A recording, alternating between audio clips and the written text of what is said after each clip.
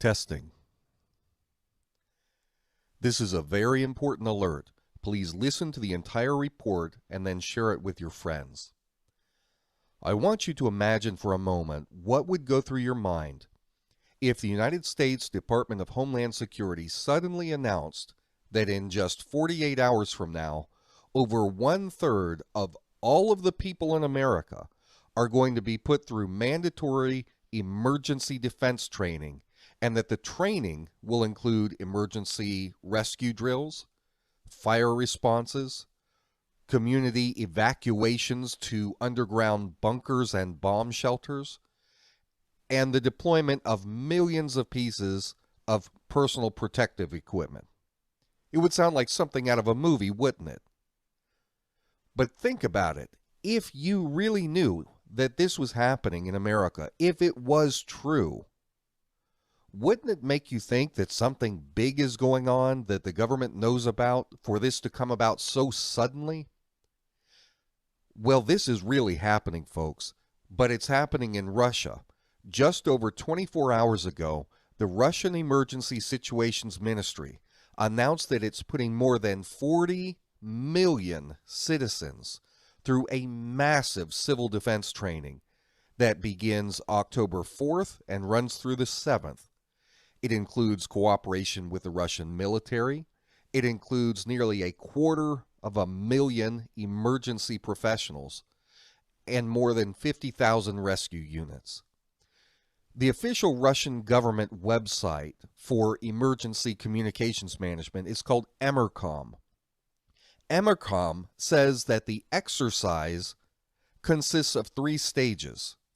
Stage 1. In this stage, they're going to practice notification and gathering of senior officials of both federal and regional executive authorities. So they're going to gather local government officials, civil defense forces. They're going to practice the deployment of civil defense management systems on all levels, readying civil defense communications and notification systems. Then it moves to stage 2, which is planning and organization of civil defense actions. They're going to be deploying a team of civil defense forces and facilities designed to respond to massive scale disasters and fires. Then it moves into stage 3. Part of the drill includes mobilizing millions of Russians and directing them into nuclear bomb bunkers in Moscow. The deputy head of Emercom in Moscow, whose name is Andrei Mishenko, said that the capital city has enough underground bunkers now ready for all 11 million of its inhabitants. So, what is all this about? Why are tens of millions of Russians all across the nation suddenly being pulled into drills for a major disaster such as a potential nuclear war? I'll summarize it for you, and you won't hear any of this from our own Orwellian Ministry of Truth, otherwise known as our government-controlled mainstream media. So listen. The United States of America has been prodding the sleeping bear known as Russia, and the bear has finally awoken to defend itself. Going back to 9/11, the USA began a series of military conquests throughout the Middle East for the conscious purpose of destabilizing the region so that they could gain control over it. But this has been happening right in Russia's backyard. The worst provocations took place in Syria. This started around 2011, 2012, the beginning of the Arab Spring, where the American CIA stirred up terrorist groups and have been directing them in an assault against the government of Syria in order to try and overthrow it. Now, all of this violence has led to the creation of ISIS. So when Russia got involved in 2014 to try and hedge the U.S. efforts to overthrow the Syrian government, the USA didn't take it lightly. They responded by instigating a CIA-backed coup in Ukraine, 2013-2014. They instigated a coup that overthrew the pro-Russian government. And Ukraine is right there on the border of Russia. America then installed a pro-Western government that consistently votes against Russia, leading the country into a state of civil war, which is continuing to this day. The Western coalition that was led by the USA used this event as justification to further punish Russia. Barack Obama called on a coalition of nations, mostly Western nations, to begin a fierce economic war against Russia. They used sanctions, among other things. They called on Saudi Arabia to open its oil spigots to flood the global oil market with cheap oil. That's why gas prices dropped so low about a year and a half ago. Okay, this was a concerted plan. This was a plan to damage the economy of Russia, because over half of Russia's economy comes from its own sale of oil. They're an oil-rich nation. And so the combination of all of these sanctions, along with the suppressed oil prices, destabilized the Russian currency, the ruble, and it caused their economy to plummet. It also resulted in the complete collapse of the economy of Venezuela, down in South America, which is an ally of Russia. And just like Russia, their economy relies on oil sales, actually much more so. So with Russia on the ropes, the USA said, hey, we can resume our push to overthrow the Syrian government using these terrorist groups and moderate rebel mercenary forces. And so in September of 2014, Barack Obama began sending U.S. warships to the region. And since then, American fighter jets have been flying over Syrian skies to help the rebels against the actual army there, the Syrian army.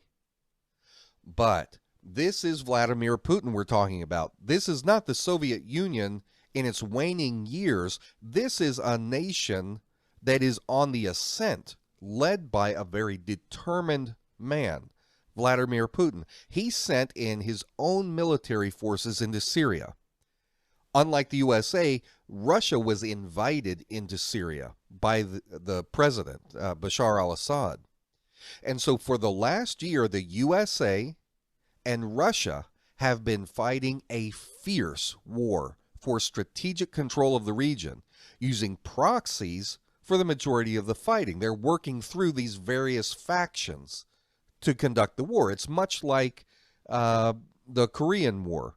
You know, the USA against China essentially is what it was. But there in Syria, over a dozen other nations have now joined in the fight. And that puts us into the early stages of what is clearly World War III. Over this time, several times, Vladimir Putin has told the world what is happening in Syria. He has explained why Russia feels that it has to defend its interest against this continuing U.S. neo-imperialism that has set the entire Middle East and North Africa on fire. But here in the West, our media outlets keep blacking out Putin's speeches. Our people never hear about this stuff. But Putin has said several times that the United States is pushing this conflict headlong toward nuclear war. And Putin himself has vowed that he will not back down against the United States, because if he does, it spells the end of Russia. They will be contained, and they will cease to be anything close to a first world nation. And so he has said that he is prepared to use nuclear arms against us if we keep pushing this. Things have come to a critical juncture. Russia and Syrian forces have largely succeeded in retaking the key city of Aleppo in Syria. The U.S. had masterminded, using CIA operatives, we had masterminded a plan to help these U.S.-backed terrorist groups that Obama calls moderate rebels, as well as helping to coordinate with ISIS to take the city of Aleppo. It's the biggest city in Syria. Just last week, Russia struck a secret compound on the outskirts of Aleppo. And it killed dozens of CIA and Israeli Mossad agents. These are the people that have been directing the rebel forces in that area of Aleppo. And so in response to that, I saw this come out in the news. I thought, oh my gosh, what happened in secret for the U.S. to suddenly start talking about imposing a no-fly zone over Syria? But that's what they did. This last week, the U.S. government started saying, we're going to impose a no-fly zone. When that happens, that means that if a Russian jet enters the airspace, the United States will shoot down their jets. That is an act of war. The problem is Russian jets are over the skies of Aleppo and elsewhere in Syria already. They were there at the request of the Syrian president. And they have engaged the U.S. They have not shot each other yet, but Russian and U.S. jets have been streaking past each other using very dangerous maneuvers. Some of the Air Force reports have said that Russian jets have come within as little as 10 feet of U.S. aircraft. Adding to all of this tension, today the U.S. State Department has announced that it has cut off diplomatic contact with Russia over the ongoing events in Aleppo. Folks, this is big. This is huge. Seeing that the USA is not backing down and knowing the evil intents of the wicked New World Order thugs who keep pushing America toward nuclear war with Russia, what the Russian government has begun doing is preparing its citizens for what looks to be like an unavoidable war with the United States. And so that is what this massive drill is about. It is getting their people ready for the potential for nuclear war or some other form of warfare with the U.S. Guys, if this news doesn't scare you, you must not believe this report to be true. If that's true, some of the videos that I'm going to include at the end of this episode so that you can educate yourselves on the seriousness of this situation. I've been following this story for years and reporting on it. This is big. I've got 4 sons who are all currently draft age. So it's my mission to warn the public about the terrible events that are taking place right now. Events that the U.S. media are hiding from the public. So I want you to do your own research. You'll find out that what I'm saying is absolutely true. For the sake of my children, I'm speaking out against U.S. imperialism in the Middle East. We don't need to be over there. We've got our own problems here at home. We don't need to be trying to police the Middle East and getting involved in every last squabble that's going on over there. It is unconstitutional, it is immoral, and it's downright dangerous. So think for yourself, what is your reason for opposing U.S. intervention in the Middle East? I want you to decide that for yourself, because after you have figured that out, I want you to go and warn all of your friends and family. I want you to wake them up. We need to wake everyone up, all of our people, to the horrifying reality that our world is teetering on the edge of the abyss from which there can be no return. I'm Jake Morphonios, and this is the End Times News Report.